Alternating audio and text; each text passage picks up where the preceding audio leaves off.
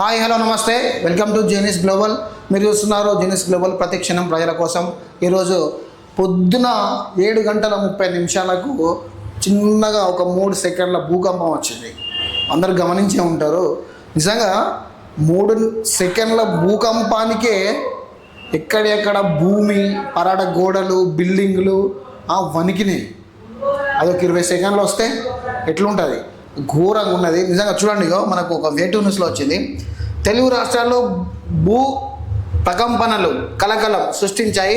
హైదరాబాద్, హన్మకొండ, ఖమ్మం, కొత్తగూడెం, మనుగూరు, గోదావరిఖని, భూపాలపల్లి, చెర్ల, చింతకాని, భద్రాచలం, విజయవాడ, జగ్గయ్యపేట, తిరుపూరు, గంపలగూడెం పరిసర ప్రాంతాల్లో పలు సెకండ్ల పాటు భూమి కంపించింది. దీంతో ప్రజలు ఇళ్ళ నుంచి, అపార్ట్మెంట్ నుంచి బయటకు పరుగులు తీశారు. ప్రాంతం నుండి భూమి కనిపించిందా కామెంట్ చేయాలి.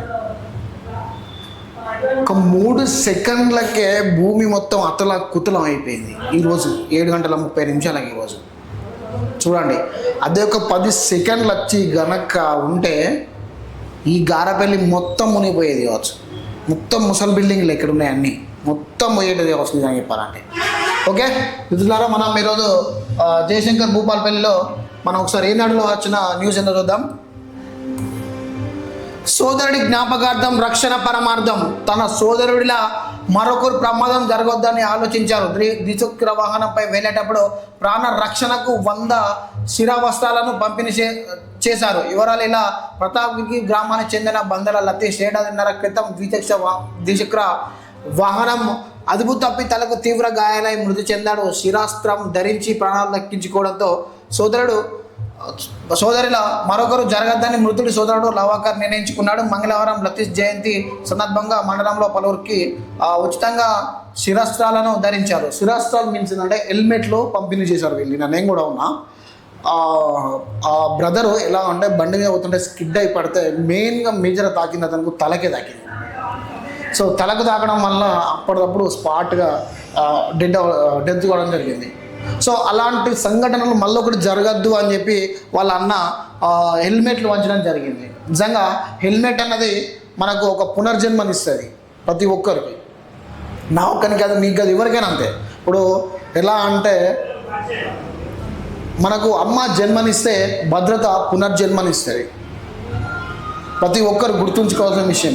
ప్రతి ఒక్కరు హెల్మెట్ ధరిస్తే అట్లీస్ట్ ఒక కాలుకో చేయికో ఏదో ఒకటి చిన్న దెబ్బలు తాకితే మనం రికవర్ కావడానికి స్టేజ్లో ఏం పెద్దగా సమస్య కాదు. కానీ ఈ మేజర్గా తలకే తాకింది అనుకో, ఈ తల పలగడం వలన కథం స్పాట్ డెడ్ అయ్యే పొజిషన్ ఉంటుంది, కోమాలో పోవడం కానీ ఇవి జరుగుతాయి. సో హెల్మెట్ ఎంత ఇంపార్టెంటో మన ప్రాణాలకు దీన్ని చూసి నేర్చుకోవాలి ప్రతి ఒక్కరు. ఈ పిల్లగాని లెక్క ఇంకొకరు కావద్దు, దయచేసి ఇంకొకరు జరగద్దు.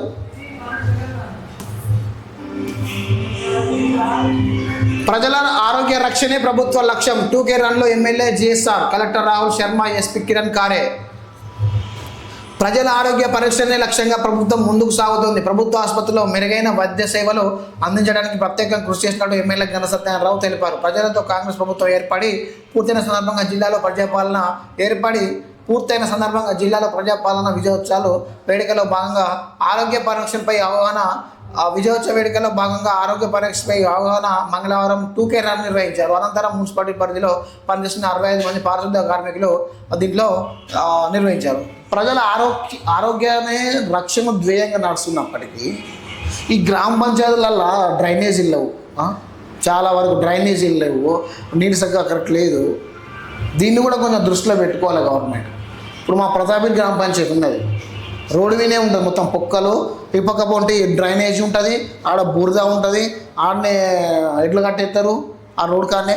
మళ్ళీ ఏం చేస్తారు, ఆడ ఒక బోరింగ్ ఉంటుంది, ఆ బోరింగ్నే కొట్టుకుంటారు. ఆ డ్రైనేజ్ వాటర్ పక్క పోటీ వద్దనే అంటే అదే నీళ్ళు కొట్టుకుంటారు, అదే నీళ్ళు తాగుతారు, ఆ నింబట్లు వింటారు. దాన్ని పట్టించుకునే నాదులే లేరు అసలు. ఒకసారి చూడండి, కావాలంటే మీరు విజిట్ చేయండి. మా ప్రతాపి గ్రామ పంచాయతీలో ఏం నడుస్తుంది, ఏమున్నది, అది ఎట్లున్నది, అసలు డ్రైనేజ్ అనేది లేనే లేదు. దాన్ని గవర్నమెంట్ తక్షణమే పరిశీలించి ఆ రోడ్డు వెడల్పు చేసి కొంచెం ఆ రోడ్డు మరమ్మతులు చేసి ఆ డ్రైనేజ్ సదుపాయం చేస్తే అక్కడ వాటర్ చాలా వరకు ఫ్లోగా వెళ్ళిపోతాయి. అవి ఇంత ఎత్తు నిండింది, ఇంత వెడల్పు డ్రైనేజ్ ఉంటే ఇంత ఎత్తు వరకు దానికి మించి రోడ్ల మీదకి వస్తాయి. ఎప్పుడు చూసినా బురదే ఉంటుంది. మా గ్రామ పంచాయతీలో ఉన్నాయి 2 ఊర్లు ఆడ ఒకట్లు ఉన్నది కదా. రైతులకు ఇబ్బంది కాకుండా ధాన్యం కొనుగోలు జిల్లా పౌర సరఫరాల శాఖ అధికారి శ్రీనాథ్ ఈనాడు వాట్సాప్ వీడియో కాల్ కార్యక్రమం స్పందించినట. కొనుగోలు కేంద్రానికి ధాన్యం తీసుకొచ్చి 15 రోజులు అవుతుంది, ఒక్క ధాన్యం గింజ కొనుగోలు చేయలేదు. ఈ సుంకరి సీతయ్య, కాళేశ్వరం, లక్ష్మణ్, విలాస్ నగర్, కాటారం వీళ్ళు అడిగిర్రాట. మరి వీళ్ళు ఏమంటారు, రైతులకు ఇబ్బందులు లేకుండా ధాన్యం కొనుగోలు చేస్తామంటారు. ఈ సుంకర సీతయ్య ఏమంటాడు, 15 రోజులు అవుతుంది కేంద్రాన్ని తీసుకొచ్చి ఇంతవరకు నా అడ్లు కొనలేదు అంటాడు. నేనేమో రైతులకు ఇబ్బందులు లేకుండా ధాన్యం కొనుగోలు చేస్తామని చెప్పి మంచి హెడ్లైన్తో పెట్టాను. మరి సుంకర సీతయ్య పరిస్థితి ఏంది? ఎవరు ఉంటాయి నా ధాన్యం? మహాదేవ్పూర్ ఎర్ర చెరువు సమీపంలో కొనుగోలు కేంద్రం ఉంది. రాత్రి సమయంలో పశువులు, అడవి పందులు వస్తున్నాయి. ప్రతి కొనుగోలు కేంద్రానికి నిర్వాహకులు ఒక వాచ్మెన్ ఏర్పాటు చేసుకోవాలి. మీ కేంద్రాల్లో చాలా ఇబ్బంది ఉందని తెలుస్తుంది, వాచ్మెన్ నియమించాలని నిర్వాహకులకు ఆదేశిస్తాం. ఇది నిజమే. ఇప్పుడు ఎక్కువ ఐకేబీ సెంటర్లలో గొడ్లు, బర్రెలు, పందులు, కుక్కలు దాగమని చెప్తా ఉంటాయి. సో దీన్ని నివారించడానికి ఒక వాచ్మెన్ పెట్టాలి. ఎన్ని రోజులు? మా అంటే ఒక 2 నెలలు ఉంటుంది కావచ్చు. సో 2 నెలల వరకు వాచ్మెన్ పెడితే తప్పేమున్నది, పోయేదేమున్నది? అందరు కలిసి తలో కొంత వేసుకుంటే అయిపోతుంది కదా. ఇగో మన రాజయ్య గణపురం ఏమంటున్నాడంటే, నా సొంత పొలంలో పాటు 4 ఎకరాల కౌలు చేస్తున్నాను. పంట కోత దశలో ఉంది. కొనుగోలు కేంద్రంలో విక్రయించాలంటే ఇలాంటి పద్ధతి పాటించాలి. రాజయ్య గణపురం ఈయన ఏమన్నాడే, ఆయన అడిగిన ఆన్సర్కు కౌలు రైతులు ఎన్ని ఎకరాల్లో కౌలు చేస్తున్నారో వాటి వివరాలు సంబంధించిన యజమానితో పేపర్పై రాయించుకొని యజమాని సంబంధించిన వివరాలు ఏఈఓతో నమోదు చేసుకోవాలి. అప్పుడు ధాన్యం విక్రయించడంతో ఇలాంటి ఇబ్బందులు ఉండవు. ఇది నిజం. ఇదేంటంటే ఇప్పుడు కౌలు రైతులు 10-15 ఎకరాలు చేస్తారు. మనకు అమ్ముకోవడానికి మన పేరున ల్యాండ్ లేదు కాబట్టి ఏఈ దగ్గరికి వెళ్ళి, స్థానిక మండల ఏఈ ఉంటారు, అగ్రికల్చర్ ఏఈ దగ్గరికి వెళ్ళి ఒక ప్రొఫార్మా ఉంటుంది. సో ఆ ప్రొఫార్మాలో మీరు ఏ పంట సాగు చేసారు, ఎవరి భూమిలో సాగు చేసారు ఏంటి అని చెప్పి ప్రతి ఒక్క డీటెయిల్స్ రాసి వాళ్ళకు స్టాంప్ వేసి సిగ్నేచర్ ఇస్తారు. ఇస్తే దాన్ని పట్టుకపోయి డైరెక్ట్ వాళ్ళకు మిల్లర్కి ఇచ్చిందంటే ఆటోమేటిక్గా మీ అకౌంట్లో డిపాజిట్ అమౌంట్ అయిపోతాయి విత్ బోనస్తో. న్యూస్ పరీక్ష నేడు ఏంటిది?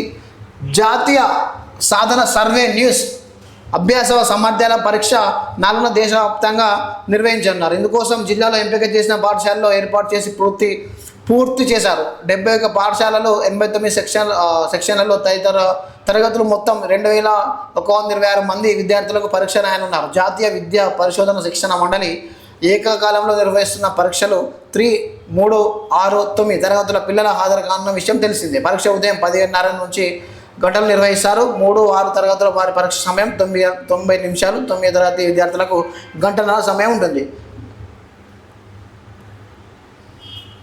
మ్యాథ్స్ పరీక్ష ముందు నా విద్యా పరిశోధన శిక్షణ మండలి ఆధ్వర్యంలో విద్యార్థులకు 3 రకాల సాధన పరీక్షలు జరిగాయి. అదే ఆ ఫలితాలను విశ్లేషించి వాటి ఆధారంగా జాతీయ పరీక్షలు ఎలాంటి సన్నద్ధాలు అవసరమో చేసే ప్రయత్నం చేస్తున్నారట. ఈ న్యాస్ సంబంధించిన పరీక్షకు క్షేత్రస్థాయి పరిశీలకులు 78 మందిని నియమించుకున్నారు. అట్లే ప్రత్యేక పరిశీలకులు 2 సమన్వయకర్తలు 4, పాఠశాలలు మొత్తం 71 అయితే పరీక్ష రాసే విద్యార్థుల సంఖ్య 2126 ఉన్నదన్నమాట.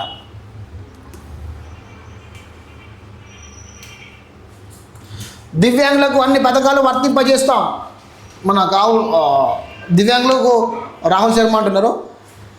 దివ్యాంగు ర్యాలీ బహుమతి ప్రశంస పత్రం అందిస్తున్న MLA GSR collector Rahul Sharma. ఇదేంది? జిల్లాలోని దివ్యాంగులకు అన్ని పథకాలు వర్తింపజేస్తామని ఎమ్మెల్యే గండ్ర సత్యనారాయణరావు అన్నారు. మంగళవారం కలెక్టరేట్లో అంతర్జాతీయ దివ్యాంగుల దినోత్సవ కార్యక్రమానికి కలెక్టర్ రాహుల్ శర్మతో కలిసి హాజరయ్యారు. ఆయన మాట్లాడుతూ అర్హులైన దివ్యాంగులకు ఇందిరమ్మ ఇల్లు మంజూరు చేస్తామని అన్నారు. కలెక్టర్ మాట్లాడుతూ దివ్యాంగులు తమ సామర్థ్యాలను నిరూపించుకునే కొన్ని అవకాశాలు ప్రభుత్వం కల్పిస్తుందని చెప్పారు. ఈ విషయంలో ఒకటి నేను చిన్న రిక్వెస్ట్ చేయాలనుకున్నా గండ్ర సత్యన్న గారికి, ఇలా స్థానిక ఎమ్మెల్యే గారికి. ఇప్పుడు మనకు ఒక దుదేకలపల్లిలో ఒక క్యాండిడేట్ అంగడి భాస్కరాచారి రీసెంట్గా ఒక 3-4 ఇయర్స్ స్తంభం నుంచి కింద పడితే బ్యాక్ బోన్ ఎరిగింది. కొంచెం ఆయన పరిస్థితి కొంచెం దారుణంగా ఉంది. కొంచెం ఫ్యామిలీ గడవడానికి చాలా ఇబ్బందికరంగా మారింది. దయచేసి గంట సత్యన్నకు మేము ఒకటే చెప్పాలనుకుంటున్నాం.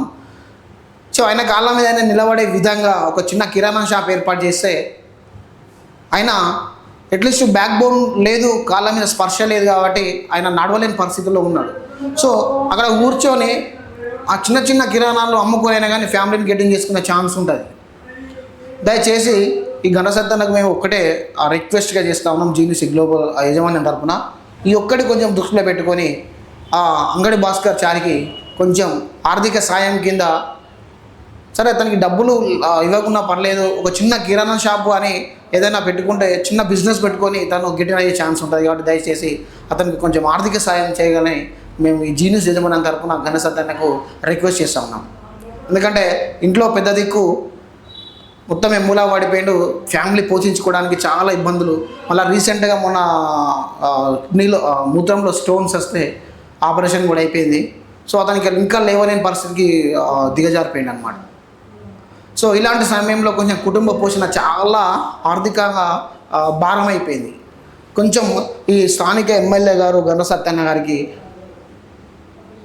కొంచెం రిక్వెస్ట్ చేస్తూ ఉన్నాం, అతనికి ఆర్థిక సాయం కింద ఒక చిన్న కిరాణా షాప్ ఏర్పాటు చేసే ప్రయత్నం చేస్తే అతను కొంచెం ఆ కుటుంబాన్ని పోషించుకునే ప్రయత్నం చేస్తాడు. దయచేసి ప్రతి ఒక్కరికి నా వ్యూవర్స్ కూడా చెప్తున్నా, మీకు ఏదైనా సాయం చేయాలనుకుంటే కింద డిస్క్రిప్షన్లో నేను లింక్ ఇస్తాను, ఫోన్ నెంబర్ ఇస్తాను. సో ఆ పేద కుటుంబానికి మీరు ఏదైనా హెల్ప్ చేయాలనుకుంటే నేను డిస్క్రిప్షన్లో ఫోన్ నెంబర్ ఇస్తాను. మీ హెల్ప్ ద్వారా కొంచెం అతనికి కూడా మీ పేరుతోని కిరాణా షాప్ ఏదైనా చిన్నది ఏదైనా బిజినెస్ పెట్టిస్తే తన గెటిన్ అవ్వడానికి ఛాన్స్ ఉంటుంది, కుటుంబాన్ని పోషించుకునే పరిస్థితికి వస్తుంది.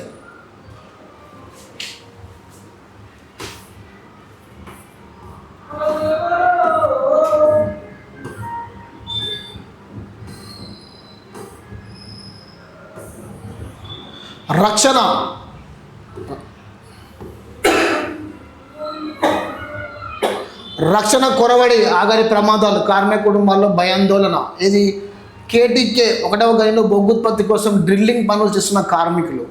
ఇది ఏంటిదంటే ప్రమాదాలకు సంబంధించింది. సింగరేణిలో ఇది బొగ్గు బాయిల లోపల చేస్తారు కాబట్టి అసలు ఏందని ఒకసారి చూద్దాం. గనుల్లో బొగ్గు ఉత్పత్తి కోసం పని స్థలాల్లో బ్లాస్టింగ్ చేస్తున్న సమయంలో పైన రూప్ వాల్ కూలిపోవడంతో నైడ్ వాల్స్లో బండరాలు బొగ్గు పిల్లలు కింద పడడంతో కార్మికుల ప్రాణాలు కోల్పోతున్నారు. టబ్బుల్లో బొగ్గు నింపుతున్న సమయంలో టబ్బులు పైకి నింపించే కార్యక్రమంలో ఏమాత్రం అజాగ్రత్తలు వ్యవహరించిన ప్రమాదాలు జరగాల్సి ఉంటుంది. అదేవిధంగా పని స్థానాల వద్ద బురద ఉండడంతో కార్మికులు కింద జారిపడి గాయాలవుతున్నారు.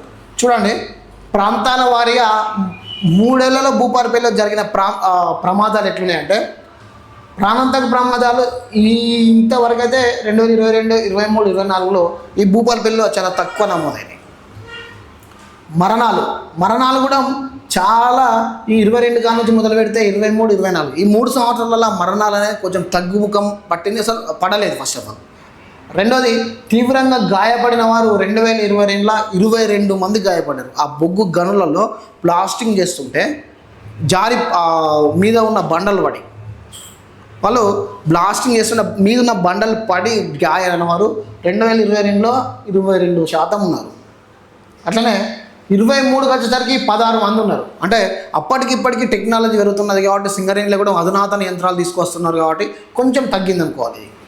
అట్లనే 2024 చూసుకుంటే 2024లో 10 మందికే ఆడ పరిమితం అయిపోయింది. ఎందుకంటే ఇప్పుడు 23లో ఉన్న టెక్నాలజీ కంటే 24లో ఇంకా పెద్దగా పెరిగిపోయింది. మొత్తం పెరిగిపోయినప్పటికీ ఈ గాయపడిన వారి సంఖ్య తగ్గుముఖం పడుతున్నది. 25, 26 సమయంలో ఇంకా టెక్నాలజీ పెరుగుతూ ఉంది కాబట్టి ఇంకా అధునాతన యంత్రాలు వాడుతూ ఉంటే మెల్లిమెల్లిగా ఇంకా ఆ మరణాల సంఖ్య అయినా కానీ ఈ గాయపడిన వారి సంఖ్య కానీ తగ్గుతూ ఉంటుంది. ఇప్పుడు నివేదించిన ప్రమాదాలు 2022లో 9% ఉన్నది. అట్లా గాయపడిన కార్మికులు కూడా 9%. సో మనం పోతా అంటే సంవత్సరాలు మారుతా అంటే తగ్గుతాం తప్ప ఇంకా పెరిగేది ఏం లేదు. అంటే ఇదంతా టెక్నాలజీ వల్లనే, ఇదంతా వేరేదైతే ఏముండదు. టెక్నాలజీ వల్ల మాత్రం ఇప్పుడున్న సిచ్యువేషన్ ఒకప్పుడు తట్టతో మోసేది, ఇప్పుడు ఇంకా పెద్ద పెద్ద పరికరాలు వచ్చినప్పటికీ సో దీనిపైన కొంచెం మరణాలైనా కానీ తీవ్ర గాయాలైనా కానీ చాలా తగ్గుముఖం పట్టుకుంటూ వస్తున్నాయి. సో మనం ఒకసారి హైదరాబాద్లో వచ్చిన సంఘటన ఏదో హైదరాబాద్లో చూద్దాం మనం. అసలు హైదరాబాద్ ఏం జరుగుతుంది, మన రేవంత్ అన్న ఏం చేస్తున్నాడు, మా అన్న మరి సంవత్సరం వచ్చింది, మరి మన సంవత్సరంలో ఇచ్చేది ఎంతో, పోయేది ఎంతో, వచ్చేది ఎంతో, ఇస్తాడా అయ్యాడా, మరి ఒకటైతే అయిపోయింది, ఇంకా 4 ఉన్నాయి, మరి ఇంకేమవుతుందో చూడాలి.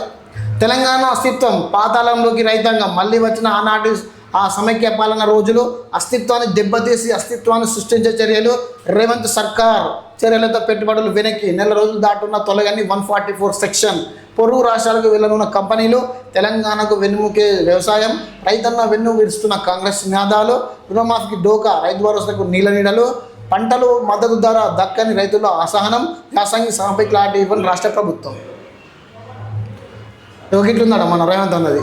ఏదేమైనా రేవంత్ అన్న ఈసారి మాత్రం చరిత్ర సృష్టిస్తాడు, అంతే ఇక చరిత్ర సృష్టిస్తాడు, అయిపోతుంది. మరో ఫుడ్ పాయిజనింగ్ ఘటన, మధ్యాహ్న భోజనం తిన్న విద్యార్థులకు అస్వస్థత, హాస్పిటల్లో చేరిన 7 స్టూడెంట్స్, నల్గొండ జిల్లా అద్దం ఆర్సిపల్లిలో మండలంలో ఘటన. ఈ ఫుడ్ పాయిజనింగ్ కథ ఏం కళ్ళు మూసుకుంటారా అధికారులు, నాకు అర్థం కాదు. కానీ వార్డెన్లు ఏం చెప్తారు, వీళ్ళు ఆయేలు ఏం చెప్తారు, వంట మనుషులు ఏం చెప్తారు, వీళ్ళకి కళ్ళు మూసుకుంటారా, పూరగాల బాగా జీవితాలతో చెలగాట మారుతున్నారు. అరే నవతరాన్ని నిర్మించడంలో మొదటి స్థానంలో ఉండేది విద్యార్థినిలే ఉంటారు. అలాగే విధాలకు ఈ ఫుడ్ పాయిజన్ కథ ఏంది, వీళ్ళకి వండేటప్పుడు కళ్ళు కనబడతలేవా, నాకు అర్థం కాదు. కానీ ఏమి ఎత్తారు, సబ్బు ఏది రీన్ సబ్బు పోతారు లేవన్నా, ఇట్లా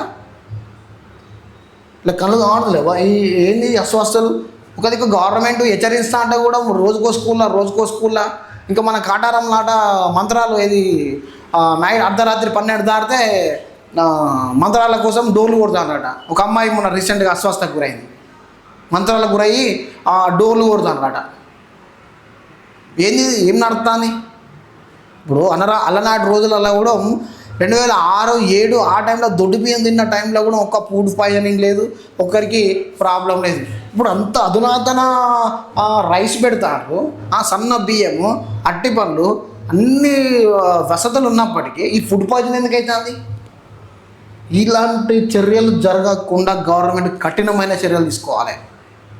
ఎక్కడైతే ఫుడ్ పాయిజన్ జరుగుతుందో అక్కడున్న వార్డెన్, ఆ వంట మనుషులను తప్పకుండా సస్పెండ్ చేసి ప్రయత్నం చేయాలి.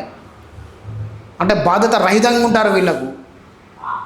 ఒక జీవితం అంటే వీళ్ళకు లెక్కలేదన్నట్ట, ఇట్లా చేసుడు జీతాల కోసమైనా పనిచేసేది, నవతరాన్ని నిర్మించేది ఏం లేదా. వీళ్ళు మెరుగైన సమాజంలో పాత్ర పోషిస్తారు. ఒక కలెక్టరు, ఒక ఐపీఎస్, ఒక రేపు ఆర్థిక శాఖ మంత్రి కావచ్చు, ఒక ప్రధాని కావచ్చు, ఒక ముఖ్యమంత్రి కావచ్చు, రేపు తెలంగాణకు కాబోయే మంత్రులు అవ్వచ్చు.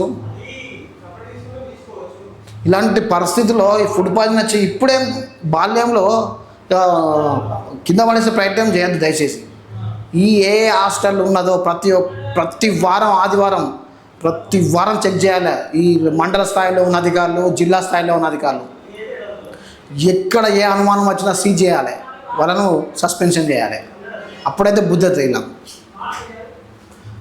గంగాపుత్రులకు సర్కారు అన్యాయం, సమస్యలపై గల్లం వినిపిస్తా. గంగాపుత్రులతో ఎమ్మెల్సీ కవితను కలిసిన క్రిస్టియన్ సంఘాలు. ఇప్పుడు కవితకు బయటికి వెళ్ళింది మరి బోర్డులో నుంచి. ఇప్పుడు మన ఎట్లుంటుంది రాజకీయ రంగం ఎట్లుంటుంది, గంగాపుత్రులకు సాయం చేస్తా, నేను వెంబడే ఉంటా అని చెప్పి ఒక మాట ఇచ్చింది. 1,00,000 తప్పుడు కేసులు పెట్టిన వదల, ప్రజల పక్షాన ప్రశ్నించడం ఆపను, ప్రజా తీర్పులో శిక్ష పడేలా చేస్తా, తనపై పెట్టిన కేసులకు హరీష్ కౌంటర్. సీఎం రేవంత్ రెడ్డి మండిపడ్డ మాజీ మంత్రి. 1,00,000 తప్పులు పెట్టినా కానీ భయపడ్డాడు హరీష్ అన్న. అస్సలే ఏదేమైనా ప్రజల పక్షాన ప్రశ్నించే గొంతుకై ఉంటా, కానీ 1,00,000 కాదు 10 లక్షలు పెట్టినా నేను పోను, ఎప్పటికీ ప్రశ్నిస్తూనే ఉంటా అని చెప్పి గట్టిగా ఏళ్ళు పెట్టి వార్నింగ్ ఇస్తానన్న. రైతులకు 15,000 కోట్ల ఎగ్గొట్టారు. ఏడాదిలో 620 మంది రైతుల ఆత్మహత్యలు. రైతుల కోసం పనిచేసే పండుగల బస్తీ దవాఖానాల్లో మందుల కొరత, గురుకుల ఫుడ్ పాయిజన్లు, కుల వృత్తుల సంక్షేమ పథకాల కోత, ఏం సాధించాలని సంబరాలు, కాంగ్రెస్పై బీఆర్ఎస్ ఎమ్మెల్యే ఆగ్రహం. నిజంగా ఇది ఒక్కటి కొంచెం నమ్మశక్యం. బస్తీ దవాఖానలో చాలా వరకు శిశు మరణాలు జరుగుతాయి, ప్రెగ్నెంట్ మరణాలు. ఈ మరణాలు తగ్గించాలంటే అధునాతన సిటీ స్కాన్లు, ఎంఆర్ఐ స్కాన్లు ఆడబెట్టాలి. మొన్న రీసెంట్గా ఒక బాబు కింద వాడు తీసుకొని పోతే మా స్థానిక ఆసుపత్రిలో పెయిన్ కిల్లరు ఇంజక్షన్ లేదు, పెయిన్ కిల్లర్ ఇంజక్షన్ లేదు. ఏమైందంటే అయిపోయినాయి సార్ అంటారు. మరి ఏం చేస్తున్నారు అంటే ఆర్డర్ పెట్టాలి సార్ అంటున్నారు. సో ఇలాంటి పరిస్థితులు మళ్ళీ జరగకుండా కొంచెం గవర్నమెంట్ విద్యాశాఖను మొత్తం ప్రక్షాళన చేసి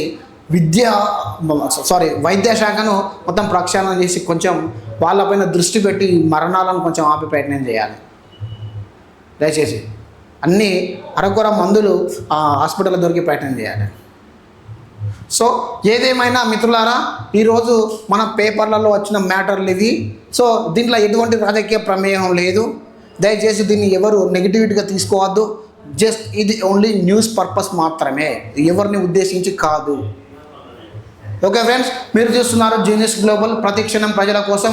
please watch and subscribe more videos and watch and subscribe. Thank you so much. జై హింద్.